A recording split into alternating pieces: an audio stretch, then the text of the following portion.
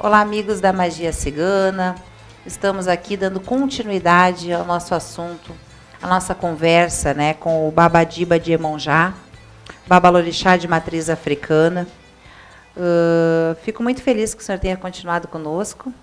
Hoje vamos dar uma sequência àqueles assuntos que já estávamos falando. E agora nesse vídeo, né, nesse programa, nós falaremos sobre o julgamento do Supremo Tribunal Federal sobre a lei da sacralização de animais. Isso acontece, gente, nacionalmente, então vale a pena ficar ligadinho aqui conosco.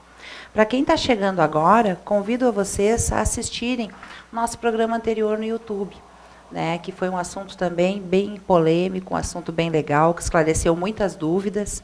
E para quem está vendo agora, chegando agora aí conosco, eu vou apresentar novamente aí para o pessoal Babadiba de Iemonjá. Ele é presidente do Conselho de Povo de Terreiro do Estado do Rio Grande do Sul, coordenador estadual da Renafro Saúde, formado em saúde coletiva pela URGS.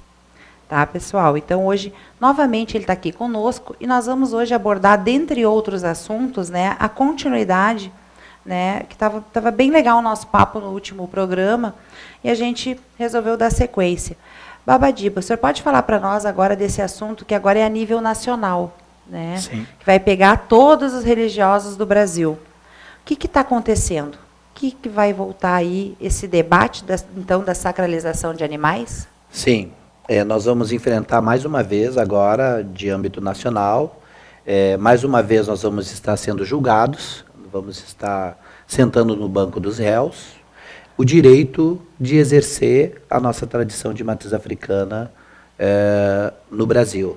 Essa discussão começou em 2003, quando um deputado evangélico cria o Código de Proteção ao Animal, que é um código necessário, é um avanço para o Estado do Rio Grande do Sul. Todos nós temos os nossos animais domésticos, enfim, que nós cuidamos com muito zelo, com muito carinho, enfim. Mas o Rio Grande do Sul também é o estado das pessoas que consomem carne, a terra do churrasco, né? E é uma discussão que inicia aqui, uma discussão muito hipócrita, né? Porque, bom, os animais que nós utilizamos nos terreiros são animais que compõem a cadeia alimentar do ser humano. E num dos artigos desse Código de Defesa dos Animais proibia o uso de animais nos ritos de matriz africana.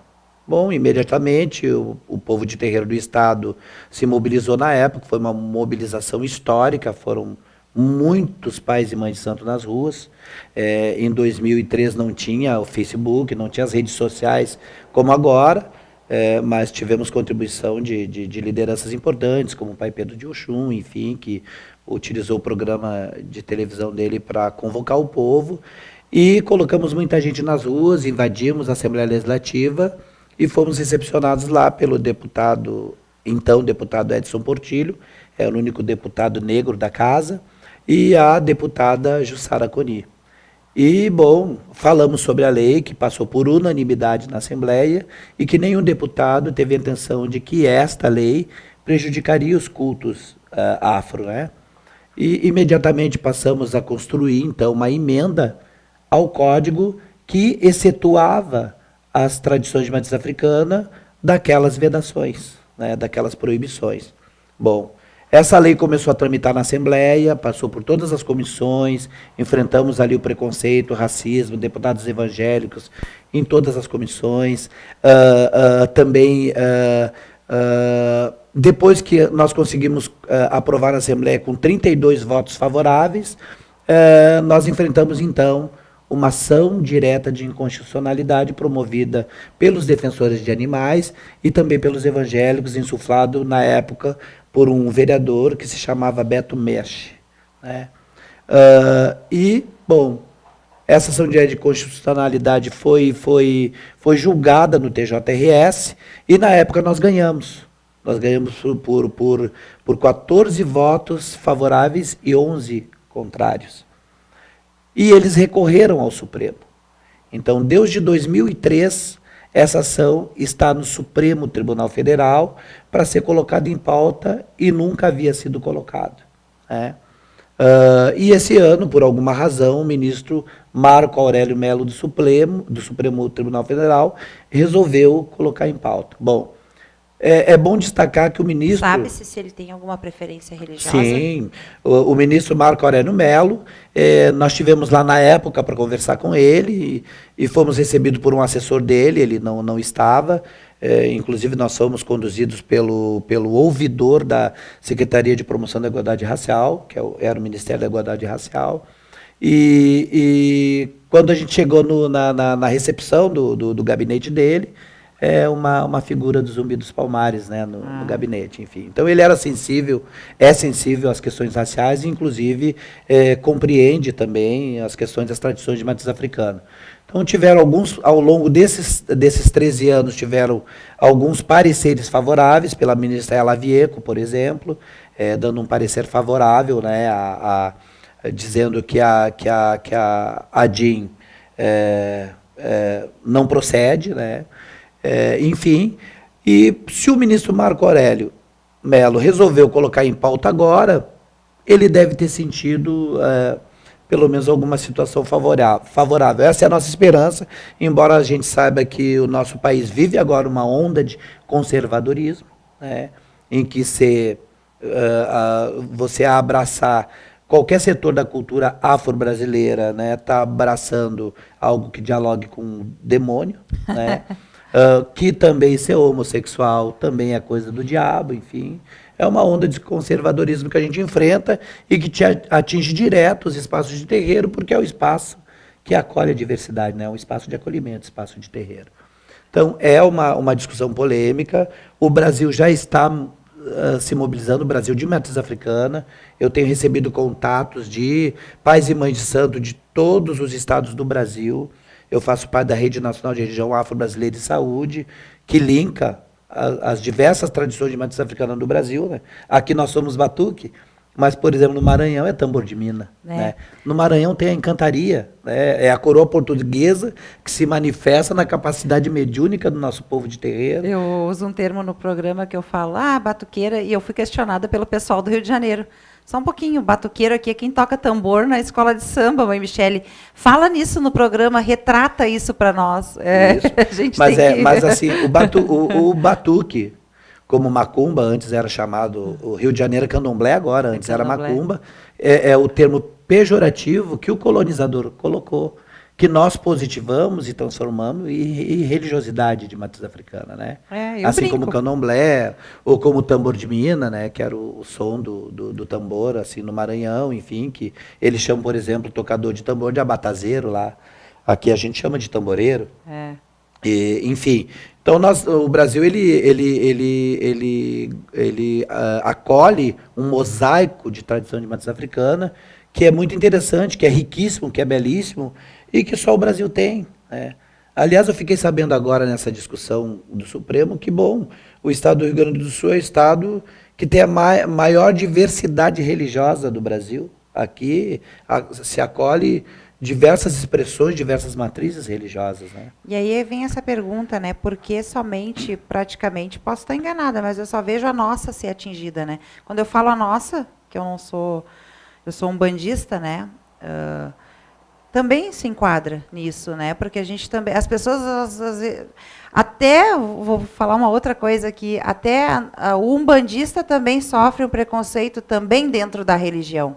Eu também, em alguns momentos, me sinto colocada um preconceito por uma escolha minha, porque as pessoas não entendem que somos, eles nos rotulam, né? Batuqueiros, macumbeiros, pais de santo, tudo, né? Até mesmo, como o senhor disse, do demônio. Adoradores do diabo, a gente não sabe nem o que é o diabo. Mas a gente também, dentro da nossa religião, nós temos segmentos diferentes, né? E às vezes até dentro dos nossos segmentos nós somos discriminados um pouco, né? Mas enfim, isso é um outro assunto, mas existe também o racismo religioso dentro da religião. Mas de todas as religiões, a nossa é a mais atacada, mais atacada, né? Porque assim, por exemplo, um deputado se preocupa com a quantidade de animais abatidos no terreiro, mas não se preocupa com a quantidade abatida nos abatedouros oficiais, que o número é infinitamente maior. Né? Estão se preocupando com os galos e galinhas que a gente consome nos terreiros. Né? E, na verdade, o que a gente partilha com o orixá é o alimento. A gente só partilha com o orixá aquilo que a gente come. não é? Isso E a gente aproveita tudo, né? Eu ia dizer para o senhor colocar para nós essa situação. Né? As pessoas, alguns leigos, eles falam, eles matam animais, enfim, eles colocam o lado negativo, eles usam o peso da palavra, mas eles não lembram que, às vezes, de uma galinha é feita uma canja que, vamos dizer, 20 crianças comem, né? Ou mais. Isso, muito mais. Né? E uma outra questão é isso, na luta contra o PL 21 aqui no Estado, que foi também uma ação de uma deputada estadual aqui, a Regina Becker, que queria cancelar, anular a lei Edson Portillo, que nós conseguimos aprovar lá em 2003, que também está dentro dessa discussão. Eles foram para a Assembleia Legislativa com faixas, os defensores de animais, que dizia: preferimos matar um ser humano que ferir um animal. E uma das defensoras perguntou assim para mim, na audiência, numa das audiências públicas que teve, que eu estava participando ali na mesa enquanto presidente do conselho e articuladora ali da audiência pública, ela perguntou: mas vocês arrancam o pescoço da galinha? E aí eu respondi: mas a cabeça é muito indigesta, não é? Por causa do bico, enfim. Porque a gente tem que realmente naturalizar, não é? Na verdade, bom, não tem a menor possibilidade da gente comer um animal vivo. Na Semana Santa, toneladas e toneladas de peixe, né, são mortos em nome de Jesus, todo mundo consome. Isso é sacrifício animal. Aí me lembrei outra coisa. Aí vem no nosso feriado lá, que é da luta do feriado, que foi falado no programa anterior. Aí o feriado, vamos dizer, que é um feriado da Igreja Católica, o Natal, vende muito. Aí o lojista gosta, né? Vende. Mas também, assim, o próprio judiciário, ele não consegue enxergar a sociedade com a ótica da diversidade, entender que podem existir outras visões de mundo e outras matrizes civilizatórias. Eles julgam a gente sob a égide da cruz. Por exemplo, a expressão do procurador do Ministério Público na questão do 20 de novembro foi dizer que o dia 20 de novembro não era uma data de guarda. Quer dizer, essa guarda é uma expressão católica, é uma expressão cristã. Quer dizer, ele entende como feriado religioso apenas aqueles que têm a perspectiva judaico-cristã e não a perspectiva africana. Por que a data de Zumbi não poderia ser religiosa se Zumbi representa a expressão da nossa ancestralidade? Se todos somos iguais, né? Temos o direito, o Brasil seria é um país ter laico, né? Iguais. Isso. Seria para ser, né? E assim, e as religiões respeitadas, né? Até se tu quer, digamos, tu contrata uma pessoa, tu pode na ficha perguntar a religião e aquela pessoa descrever ali. Claro que isso é muito, muito lunático, né? Da minha parte pensar isso, mas poderia ser, né? Olha, na minha religião os meus feriados são esses. Sim, e as pessoas se expressar. Olha, nós, enquanto religiosos, nós atendemos muitos empresários que sabem que a nossa religião existe e que, quando precisam, buscam a nossa religião. Então, eles estão, é impossível, eles não são cegos. Eles olham o funcionário, eles veem a guia, eles veem a proteção, eles sabem, só falta um pouco de boa vontade de respeitar. Mas mãe Michele, assim, esse enfrentamento desse racismo institucional, a gente faz em todos os setores. Por exemplo, quando a gente acessa o espaço de saúde, e quando um pai ou mãe de santo baixa um hospital, eles não têm o cuidado para saber quais são as interdições alimentares do pai ou mãe de santo. O dia que o menu é arroz com galinha, eles servem e não querem saber. Então, é um Estado, né, que está preparado para apenas uma matriz civilizatória. Mas também a gente sabe que, por exemplo, os muçulmanos, né, eles têm tratamento diferenciado nos espaços de saúde pública do Brasil. Por que a matriz civilizatória africana não pode ter? Por que pais e mães de santo não podem ter? Na educação a mesma coisa. Eles ensinam para nossas crianças, né, dão uma educação cristã. Se tu for falar de orixá, não, aí já não pode, os pais vêm para cima, porque aí estão ensinando macumba para as crianças, né? Mas aí foi o que foi falado essa semana, até no tema do Enem, né, que foi intolerância religiosa, que vem justamente dessa ideia que a criança, às vezes o jovem, ele chega ali com aquela ideia da escola que só pregaram, né? Independente, a gente pode colocar o filho na escola católica, tem escola adventista, isso. tem, mas assim, eu acho que quando fala de religião, que tem aquela matéria religião, as pessoas podiam ter uma visão, um leque maior de dar, não é, ninguém vai lá, não acredito que eu vá, que o senhor vá lá na escola, que nós não queremos ir lá fazer a cabeça daquela criança e puxar para a nossa religião. Sim, a nossa tradição não é prosélita. A gente só quer passar como história, como conhecimento. Né? Exatamente. E isso devia ser um pouco respeitado também nas escolas. Isso. A escola, ela deveria... Mas também, assim, ó, quando é para abordar a questão da tradição de matriz africana, aí qualquer pessoa se acha credenciada para falar sobre o tema sem ter conhecimento. Então, a questão é essa. Onde é que está esse conhecimento? Esse conhecimento está no saber do nosso mais velho, que guarnece, né, todo esse legado, né, que detém todo esse conhecimento. Até não para falar, porque eu estou aqui justamente para defender a causa, né, de vocês, da matriz africana, enfim. Mas eu passei na pele isso. Na escola da minha filha, falaram para ela, professor de religião, como o senhor disse, desqualificado, falou, na Umbanda estão matando animais. Daí ela chegou em casa, mãe, mas tu sempre falou o contrário, que não faz. Né? E não estou falando por fazer ou não, porque eu acho que tem que ser feito o que deve ser feito. Né? Não tô... E aí ainda explicou errado, porque tem a Umbanda cruzada que é feito. Exatamente. Então, né? É uma Umbanda antiga, né? Então, se não abre a boca para falar o que sabe, não fala. Não fala o que não sabe. Não fala o que não sabe, né? Então, a escola, às vezes, tenta passar e passa errado. Ele deu um nome também, ela chegou em casa, mãe, não é tamboreiro, não é alabê. Dá um nó na cabeça daqui, porque nós religiosos, às vezes, a gente, por uma falta de oportunidade de uma escola nossa, a gente coloca os nossos filhos. E às vezes, eles têm que esconder também que são da religião.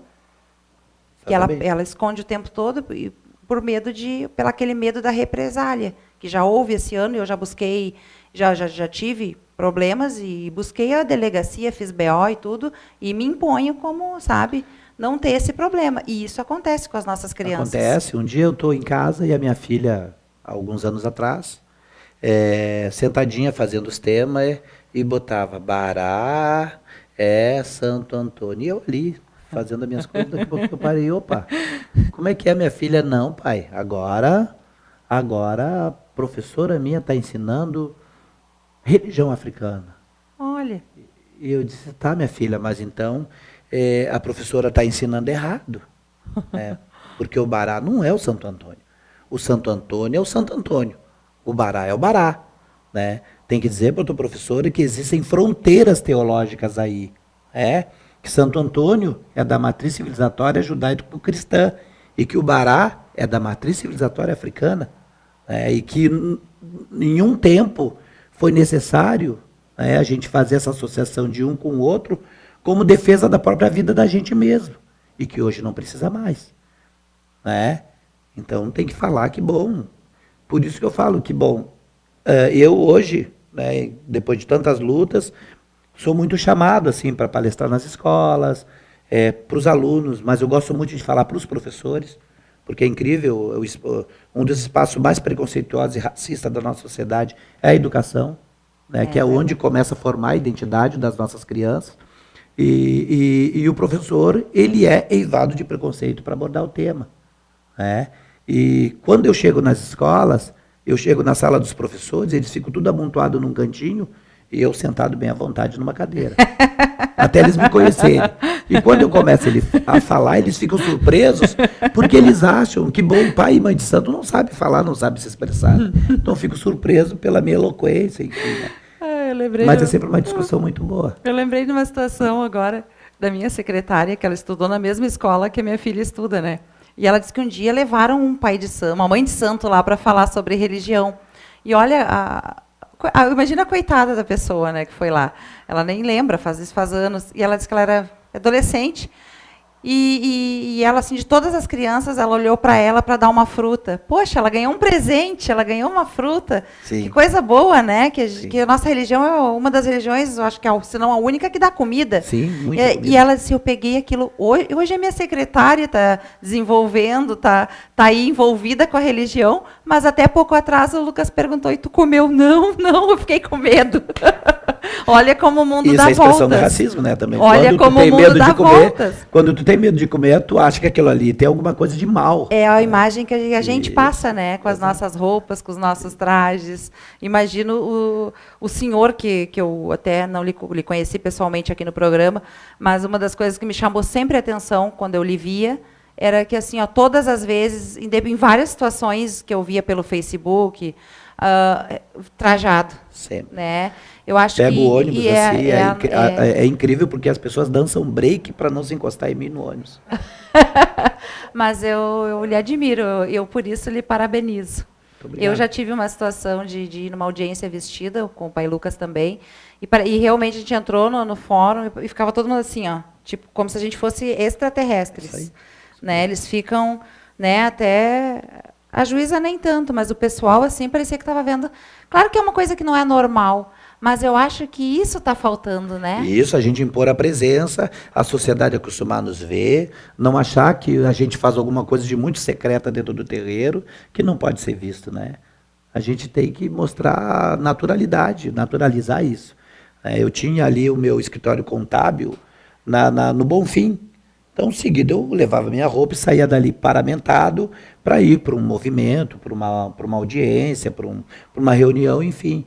E era muito interessante. Pena que eu nunca gravei, mas eu passava pelas pessoas no Bonfim, eu paramentado, as pessoas me cumprimentavam. Se eu parasse e olhasse para trás, todo mundo que passou por mim me cumprimentou, estava parado, olhando assim, com uma expressão, poxa, a vida já pode, Como é que é isso, né? E depois de um certo tempo ficou natural, as pessoas já acostumaram a me ver transitar por ali, já me cumprimentam, ô Babadiba, como é que o senhor está e tal. E também tem aquelas situações engraçadas que tu chega, por exemplo, nas escolas com os professores, sempre tem aquele que olha e diz, olha aqui, estou toda arrepiada. Adoro essas coisas. Tem o povo carinhoso com a gente, né? Isso não dá para dizer. Tem tanta gente, às vezes, que fala coisas, que tenta... a gente já falou agora do lado negativo, né? Assim, que as pessoas têm o preconceito, esse racismo, mas também a gente é tão afagado, acarinhado, tratado bem por pessoas, às vezes, que a gente nem espera, né? A gente já tem aquela... como é que se diz? A gente já fica assim meio, né? Eles ficam com a gente com eles, porque a gente sempre acha que vai ser... E, às vezes, quando vem o carinho e tu espera a agressão, é muito bom. Afinal de contas, a senhora, enquanto uma líder religiosa, e eu, enquanto um babalorixá, somos cuidadores por excelência 24 horas por dia. A gente promove o cuidado do outro. Né? Às vezes uma pessoa é associada no seu terreiro, no seu espaço, mas a senhora cuida da família toda. Às vezes a gente... E o bem que se faz, assim, às vezes a gente não tem noção quando somos encontrados, assim, às vezes as pessoas dizem, tu não sabe o bem que tu me faz, daí tu dá aquela olhada, nós, assim, que a gente está sempre com essa questão da TV e do vídeo, a pessoa diz, o bem que tu me faz, isso já deve ter acontecido com o senhor, que também está sempre na mídia, né? E aí aquela pessoa tem uma identidade contigo tão próxima, e tu dá aqueles 2 minutos que tu dá uma pensada, e daí ela diz assim, eu assisto o que tu fala, eu acordo, tu me motivou, tu mudou a minha vida, só com as palavras, né? O Perfeito. dom da palavra mudar a vida. Perfeito. Isso é uma gratificação para nós, da nossa religião. Né? E finalizando aqui, pena que o nosso programa, quando está bom, o tempo passa tão rápido, né? Quero dizer para todos, assim, deixar o espaço aberto. A magia cigana agora está oportunizando todos os assuntos que for de um interesse geral das pessoas, sendo da Umbanda, sendo da Quimbanda, sendo de matriz africana. Só assim, assunto geral, né, gente? A gente aqui não vai... me veio uma outra coisa, outra situação que não tem nada a ver, mas assim, eu vou falar, não, a gente não vai vender o ingresso de tal coisa, não, mas assim, assuntos legais, como foi colocado aqui, coisas, né, de importância, de uma relevância, que faz bem, informação, né? Pode entrar em contato com a Magia Cigana, o espaço vai estar aberto, né? Pode entrar em contato comigo, com o pai Lucas, com essa questão aí do Babadiba ser o presidente aí do Conselho do Povo de Terreiro. Eu acho que tem muita coisa assim que às vezes é bom trazer, né, expor, porque a gente precisa. Vou falar, mãe, que esse conceito do povo de terreiro foi amplamente discutido para justamente incluir todo mundo que toca tambor e se arrodeia. Para incluir Umbanda, Quimbanda, Batuque. Se um bandaime quiser cair para dentro, vamos embora. né, um espaço de defesa dos direitos sociais de todo esse povo que se manifesta a partir do toque de tambor. Se a gente não se defender, quem vai se defender, né, Mesmo. Babadiba? E lembrando, assim, rapidamente, né, gente, dia 23, bem rapidinho, em Alvorada, o pessoal está convocado. Rapidinho, Babadiba, o horário. Às 17 horas, na Câmara Municipal de Alvorada. De Alvorada. E dia 20 de janeiro para a marcha. Aonde é o início? 16 horas, na Borges de Medeiros, do Largo Glênio Pérez. É a concentração da marcha às 16 horas e a saída às 18 horas. Tá, marcha contra a intolerância religiosa. Isso. Tá, pessoal? Eu deixo aqui o nosso WhatsApp, 5197280478. Inscreva-se no nosso canal do YouTube Magia Cigana, é completamente gratuito. E lembrando, rapidamente, São Paulo, estaremos lá do dia 12 ao dia 16, com consultas presenciais no bairro Bela Vista. Agradeço aqui a presença do Babadiba, é uma honra, fico muito agradecida e agradeço Obrigado também a em nome vocês. dos nossos espectadores as dúvidas que hoje o senhor tirou com eles. Ok, eu que agradeço a vocês e mais uma vez parabenizo pela iniciativa. Muito obrigada. Um beijo, pessoal. Até o nosso próximo encontro. Cheque.